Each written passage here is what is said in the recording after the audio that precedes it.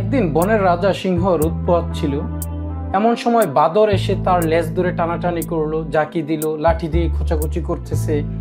সিংহ যতটা না অবাক হলো তার চেয়ে খুবই বেশি বিরক্তই হলো। কিন্তু বাদরের কোনো ভ্রুক্ষেপ নেই, অর্থাৎ সে তার কাজ চালিয়েই যাচ্ছে। সে সিংহকে বেঞ্চি কাটতেছে, তারপর লাফালাফি করতেছে, লাফালাফি করে তারপর চলেই গেল। শিয়াল পাশ থেকে এই পুরো ঘটনাটা দেখলো, অবজারভেশন করলো। সিংহকে উদ্দেশ্য করে শিয়াল বলল যে বনের রাজার সাথে এত বড় বেয়াদবি, আর আপনি কিনা তাকে কিছুই বললেন না। সিংহ মৃদু হেসে বলল, বলার সময় এখনো ফুরিয়ে যায়নি, একটু অপেক্ষা করো, সবকিছু দেখতে পাবে।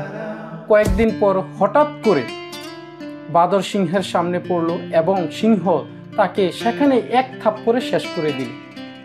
শিয়াল অবাক হয়ে সিংহকে জিজ্ঞেস করলো, সেদিন বাদর এত অন্যায় করলো, আপনি তাকে কিছুই বললেন না, অথচ আজকে সে তেমন কিছুই আপনার সাথে করেনি, কোনো অন্যায়ও করেনি আজকে, কিন্তু আপনি তাকে মেরেই ফেললেন।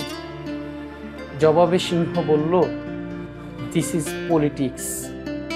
সেদিনের পর বাদর ভালুককে পিছন থেকে লাথি মেরেছে, হাতির সুর ধরে দুলেছে, গন্ডারের পিঠে খোঁচা দিয়েছে, বাঘকেও খোঁচা দিয়েছে, হায়নাকে কাতুকুতু দিয়েছে, আর সবাইকে বলেছে রাজাকেই আমি মানি না। আর সেখানে তুমি কি? কারণ বনের রাজা সিংহ, সিংহকেই যেহেতু আমি মানি না, তাহলে তুমি তো কিছুই না। আর সেভাবেই তাকে সে এমন জায়গায় নিয়ে গিয়েছে, মনে করছে রাজার উপরে সে চলে গিয়েছে। বাদর সেটাই মনে করেছে। তারপর কিন্তু অনেকের উপর অত্যাচার চালিয়েছে। সবচাইতে মজার লাগছে, ইন্টারেস্টিং বিষয় হচ্ছে, সেদিন ওরে মারলে সবাই বলতো, দেখেন কথাটা আমার কাছে এতটাই ভালো লেগেছে, সেদিন ওরে মারলে সবাই বলতো আমি বনের রাজা সিংহ হয়ে ক্ষমতার অপব্যবহার করেছি। আজকে একটু পর দেখবে সবাই এসে বলবে থ্যাংক ইউ রাজা মশাই, থ্যাংক ইউ।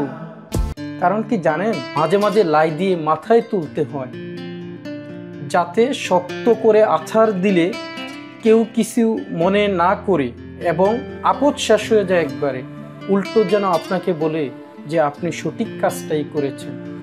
আসলে এই বর্তমান প্রেক্ষাপটের সাথে এটা কিভাবে মিলে যায় দেখেন। বর্তমানে এমন কিছু সমস্যা তৈরি হয়েছে প্রতিটা এলাকায়, প্রতিটা জায়গায়। আপনি দেখবেন বিশেষ করে বাংলাদেশের যে কিছু কিছু মানুষের নোংরা রাজনীতির কারণেই কিন্তু এটা হয়ে গেছে। দেখেন আমি কিন্তু পলিটিক্স করি না, তারপরেও কেন বলতেছি, একটা রাষ্ট্র সুন্দর করতে গেলেই কিন্তু এই টাইপের যে মানুষগুলো আছে না, তাদেরকে কিন্তু শান্ত হতে হবে, অথবা তাদেরকে আইনের মাধ্যমে সিংহের মতো একবার শেষ করে দাও, ওইটা আমি বলবো না। আইনের মাধ্যমে সর্বোচ্চ ব্যবস্থা নেওয়া, অর্থাৎ আইনের কাঠগড়ায় যেন তারা আসামি হয়ে দাঁড়াতে হয়, সেই ব্যবস্থাটা যদি করা হয় রাষ্ট্রীয়ভাবে, অন্তত দেশের মানুষ শান্তিতে থাকবে। আর সেটা যেন করা হয়, সেটা করলে কি হবে জানেন, অন্তত দেশের মানুষ অথবা পরবর্তী যে প্রজন্ম এটা সুন্দরভাবে বেড়ে উঠবে। দেখেন আমি একটা খুবই নগণ্য এবং সাধারণ মানুষ, আমার কথায় কারোর কোনো যায় আসে না, হয়তোবা আমার কথায় কোনো পরিবর্তনও হবে না, কিন্তু সবাই সবার জায়গা থেকে যদি সঠিক কথাটি উপস্থাপন করেন, অথবা অন্যের প্রতিবাদ আসলে একা করাও যায় না, বাংলাদেশের যে রাজনৈতিক প্রেক্ষাপট করা যায় না, কিন্তু ভাই ওই যে বলে না যে আপনি যদি শক্তিতে না পারেন তাহলে অন্তত মন থেকে ঘৃণাটুকু করেন, দেখবেন এক সময় ওই ঘৃণাটা যখন প্রবলভাবে স্রোতের আকারে যখন চতুর্দিক থেকে আসবে, তখন কিন্তু এগুলো ভেসে যাবে।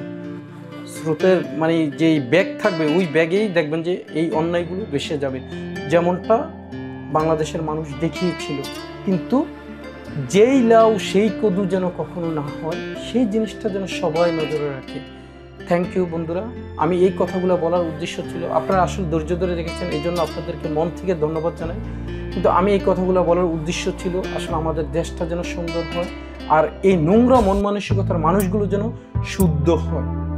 ওকে বন্ধুরা, আল্লাহ হাফেজ।